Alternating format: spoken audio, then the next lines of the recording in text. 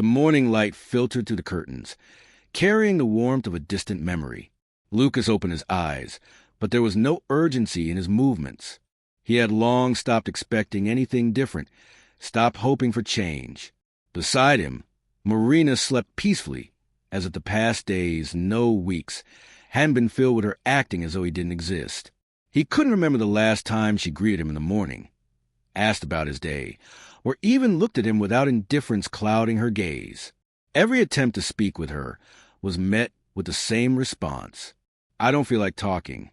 If he sent a message, all he got was a read receipt. If he tried to get close, she'd sigh in annoyance. Don't bother me with nonsense. Yet, with everyone else, she was a different person. Her phone buzzed constantly, laughter, messages, plans.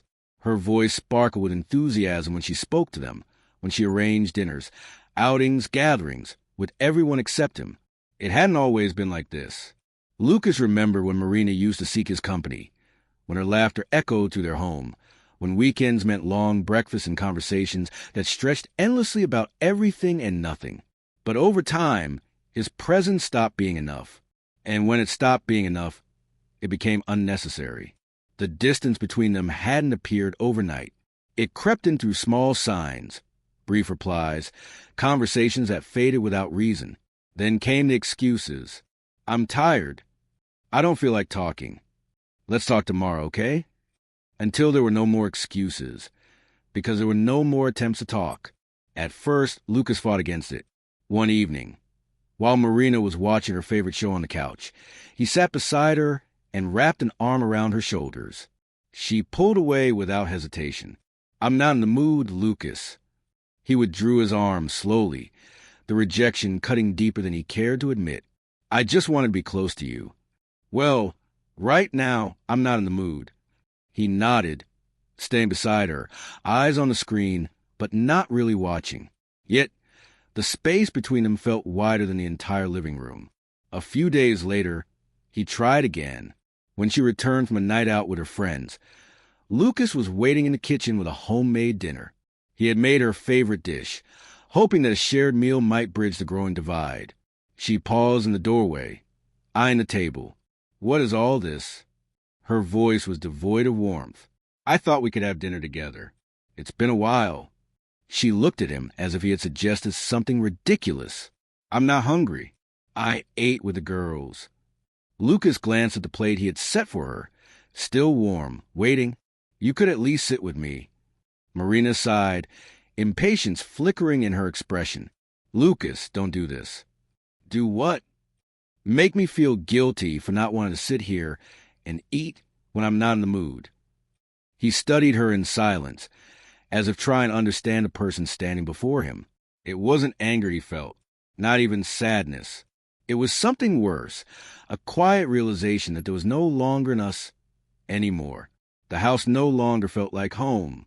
Lucas moved through it like an unwelcome guest, someone whose presence no longer mattered. If he played music, she turned it off without asking. If he spoke, she barely reacted. If he was in a room, she looked right through him. One night, after days of barely exchanging words, he made one final attempt. Do you want to watch something together tonight? We can pick a movie. She didn't even lift her eyes from her phone. I'm not interested.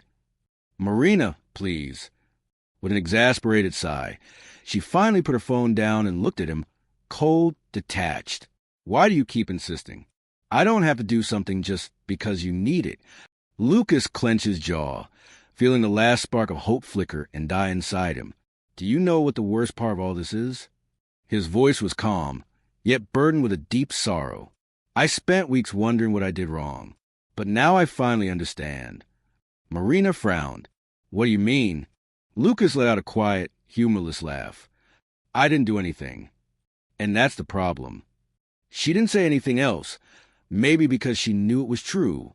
That was the last meaningful conversation they had. Indifference is worse than hatred. Hate, at the very least, is an emotion. It's a response. But indifference? It's the slow erosion of everything that once existed.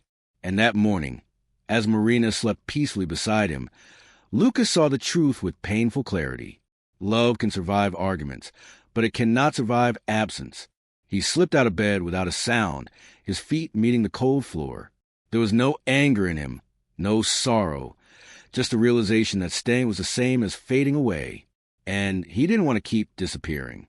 The alarm clock remained silent, but it didn't matter. He had been awake long before it could ring, just as it had been on so many sleepless nights, staring at the ceiling, lost in thoughts that never led anywhere. But today was different.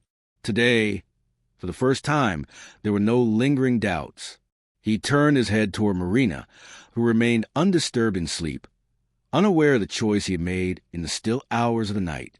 Her breathing was steady, her expression serene, as if she hadn't even noticed the absence he had been living with, because in truth, she had already let him go a long time ago. Lucas rose from the bed with quiet certainty, the kind that comes when there is nothing left to lose. He didn't switch on the light. He didn't need one final conversation. There was nothing left to say. Crossing the room, he opened the closet and reached for his suitcase. He didn't need to pack much.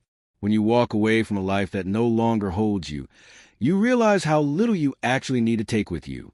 As he folded his clothes, his gaze drifted over the room. Everything in it bore Marina's influence. The curtains she had insisted on changing because the old ones made the space feel too cramped. The rug she replaced because she claimed it disrupted the room's energy. This house had never been his. It never had been. He had merely existed in it, a temporary occupant, a tenant in a space where he was never allowed to leave his mark. The night before, Marina had gone out with her friends.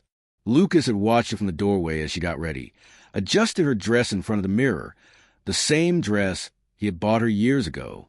She looked stunning, but he couldn't remember the last time she had worn it for him. "You look beautiful." She hadn't even glanced his way. "I know." Then, without a second look, she grabbed her purse and walked out the door.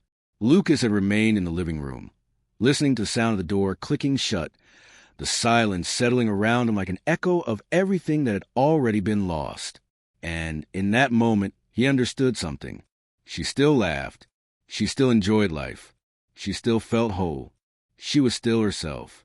Only he was no longer a part of that world. Now, as he zipped up his suitcase with a final, decisive motion, he felt nothing but certainty. He placed the bag by the bed. There was no letter, no text. Not because he wanted to hurt her, but because he knew it wouldn't matter. She would realize he was gone at some point. Maybe in the morning, maybe by noon, or maybe much later, whenever she needed something from him. That's when it would register. But she wouldn't notice because she missed him. She would notice because, for the first time, his absence would be something she couldn't control. The front door closed behind him with a quiet finality, the sound echoing through the empty house. As he stepped outside, the crisp morning air touched his skin like a silent promise of a new beginning. He walked to his car, not once looking back. Then he heard footsteps, hurried, urgent. "Where are you going?" For the first time in weeks, Marina saw him. For the first time in weeks, she acknowledged his presence. Lucas turned, his expression unreadable, as if truly seeing her for the first time. She looked at him, brows furrowed in confusion, as if struggling to process what was happening. "You noticed," he said, his voice carrying the faintest trace of amusement. "Funny, after weeks of pretending I wasn't here, suddenly I exist." Her face tensed, but she didn't respond. Maybe she thought he'd change his mind. Maybe she expected an argument, one she could control.